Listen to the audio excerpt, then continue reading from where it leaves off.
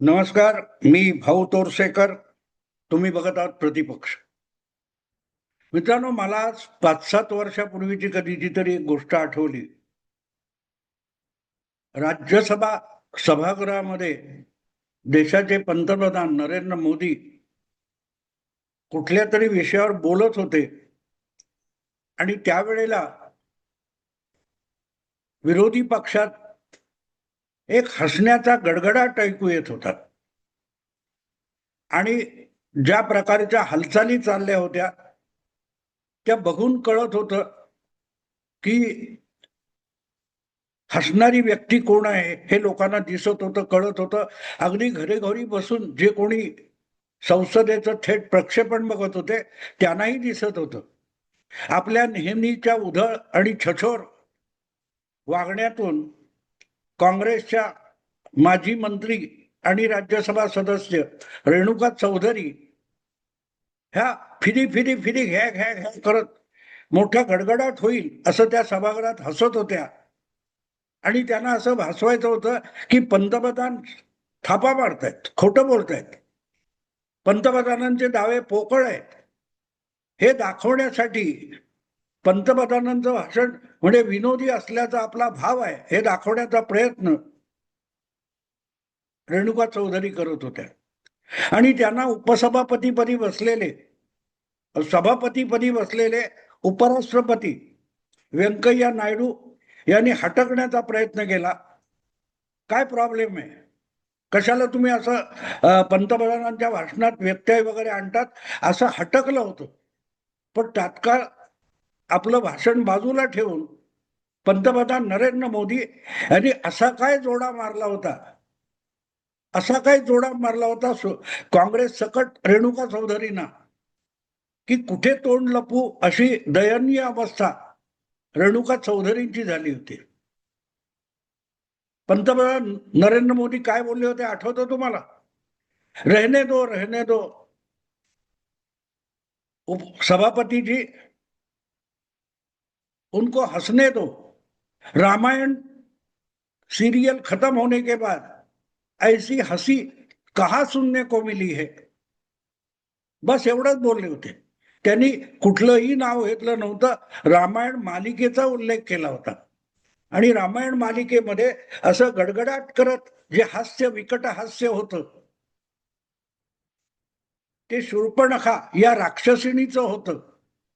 पण शूर्पणखा, राक्षसीन हा शब्द सुद्धा नरेंद्र मोदींनी उच्चारला नव्हता आणि ते काय म्हणतायत हे कळायला सभागृहाला सुद्धा 1-2 मिनिटं निघून गेली होती आणि ती गेल्यानंतर कानफडीत सणसणीत 5 बोटं उमटवीत तसं रेणुका चौधरींना गप्प राहावं लागलं होतं आणि पुढचं भाषण नरेंद्र मोदींनी व्यवस्थित केलं होतं. याला म्हणतात प्रासंगिकता. जो प्रसंग आहे त्यामध्ये आपल्याला खर्चटू पण न देता समोरच्याला पूर्णपणे रक्तबंबाळ करून टाकायचं, ही जी भाषण कला पंतप्रधानांकडे आहे ते त्यांनी आपले जवळचे सहकारी म्हणून अलीकडल्या काळात काही लोक निवडलेत. त्या अमित शाह मध्ये, तुमचे हेमंत बिश्व शर्मा मध्ये, देवेंद्र फडणवीस, योगी यांच्यामध्ये आहे.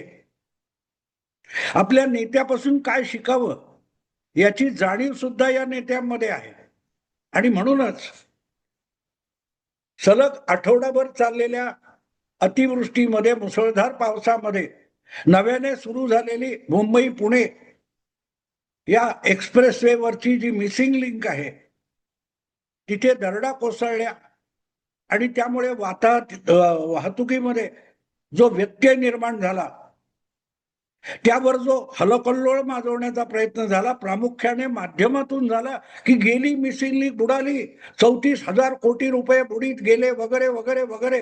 अरे विरोधी पक्षाला सुद्धा जे सुचणार नाही तिथपर्यंत जाऊन जेव्हा राजकारणात नसलेले स्वतःला पत्रकार म्हणवणारे पोहोचतात तेव्हा लपून राहत नाही तुम्ही कोणाचे भाड्याचे तट्टू आहात म्हणून. हे सगळं पत्रकारिता करत नाहीयेत तुम्ही, पत्रकारितेचा मुखवटा लावून राजकारण खेळताय. हे लपून राहत नाही, इतके तुम्ही नागडे होता. आणि तुमच्याकडे बोट देखील दाखवण्याची गरज नसते.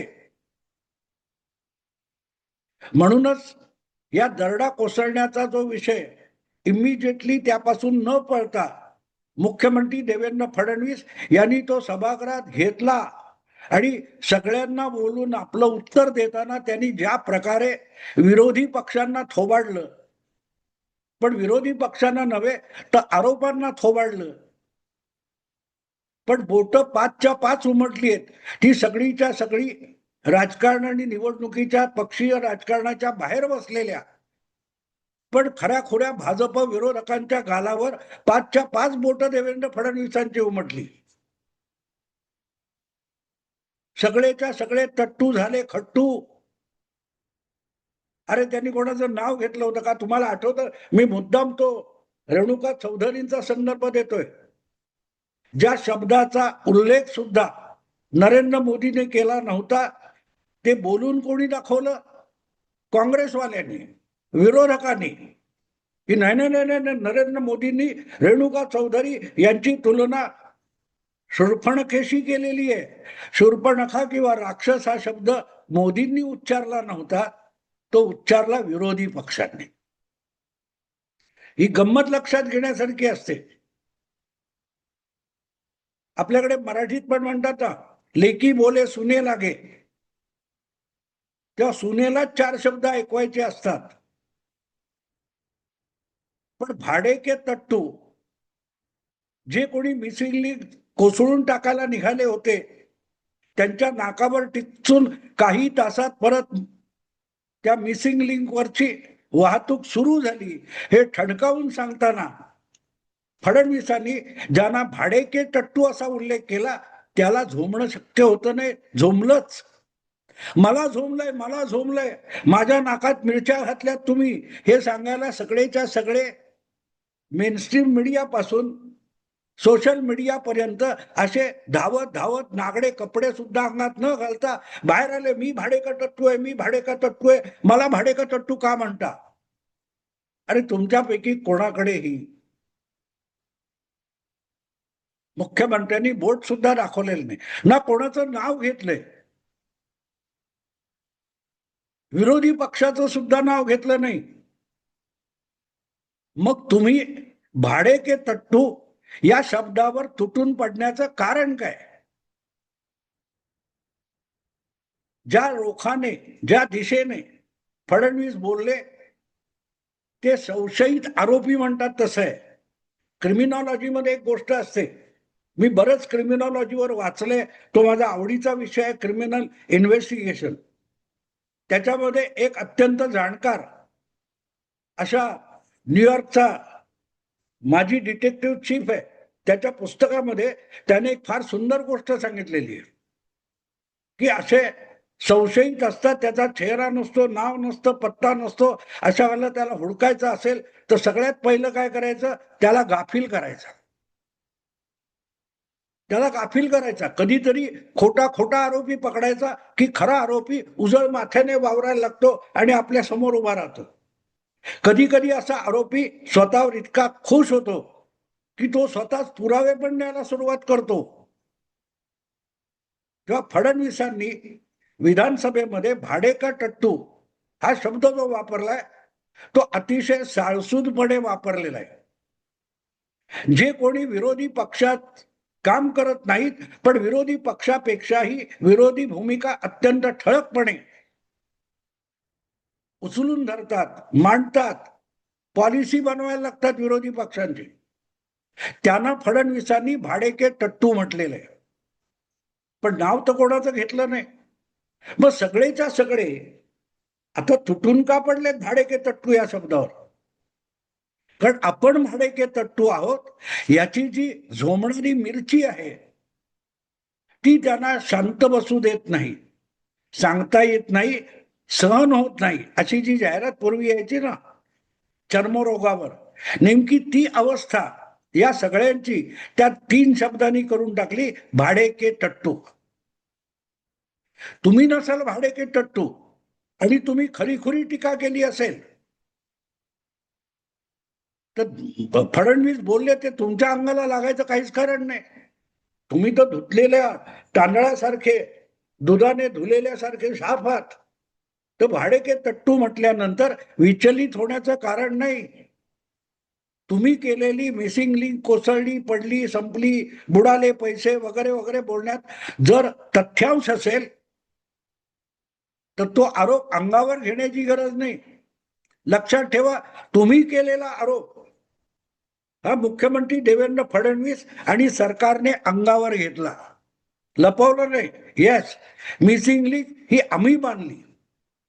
आधीच्या सरकारने तो प्रकल्प गुंडाळून ठेवला होता, पण तो प्रकल्प आम्ही परत तपासला, त्याची फिजिबिलिटी तपासली, निगेटिव्हिटीने बघितलं आणि पॉझिटिव्हिटीने बघितलं तर किती फरक पडतो हे सुद्धा सांगितलं. आणि हे सांगताना जे काय भाडेके तट्टू आहेत हे अर्धवट कसे आहेत त्याची सुद्धा साक्ष दिली, पुरावे दिले. मित्रांनो, 2 वर्षापूर्वी मला आठवतं केव्हा तरी जो तो अटल सेतू आहे त्याची शिवडीला जोडणारी लिंक आहे, तिथे असंच पावसामध्ये कुठेतरी त्या डांबरी रस्त्याला भेग पडली होती. अगदी नाना पटोले तिथपर्यंत गेले होते, फोटो काढले, त्याच्यावर बवाल झाला. त्यावेळेला अटल सेतू आणि त्याचा जोड रस्ता याच्याबद्दल ज्या बातम्या रंगवल्या गेल्या, बवाल खडा केला, तो खरा असता तर अटल सेतू यापर्यंत, या पावसाळ्यापर्यंत कोसळून पडायला पाहिजे होता.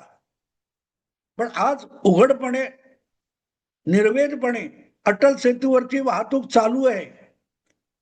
आणि जेव्हा फडणवीस बोलत होते तेव्हा सुद्धा मिसिंग लिंक वरची वाहतूक चालू होती. माझा सहकारी आबा माळकर, संतोष माळकर, त्याच्या भावाला बंगलोरमध्ये इतका सिरियस झाला की अँब्युलन्सने मुंबईला आणावं लागलं. आणि या अतिवृष्टी असलेल्या पावसात पहाटे 2:30ला निघालेली अँब्युलन्स दुपारी 1:30 वाजता मुंबईत भांडूपला पोहोचली. ती त्याच मिसिंग लिंक वरून पोहोचली. मी आबाला मुद्दाम सांगणार आहे की तू आता त्याच्यावर एक व्हिडिओ कर. त्याचा जो लक्षवेध नावाचा चॅनेल आहे, आपल्या आपल्या एसी केबिन मध्ये बसायचं आणि कल्पना विलास करायचा, हे कोसळलं, ते कोसळलं, हिमालय कोसळला, आल्प्स पर्वत कोसळला. आणि त्या सगळ्याला कसा फडणवीस किंवा मोदी जबाबदार आहे याचा कल्पना विलास रंगवायचा आणि त्याला बातमी म्हणायचं. याला भाडेके तट्टूच म्हणतात.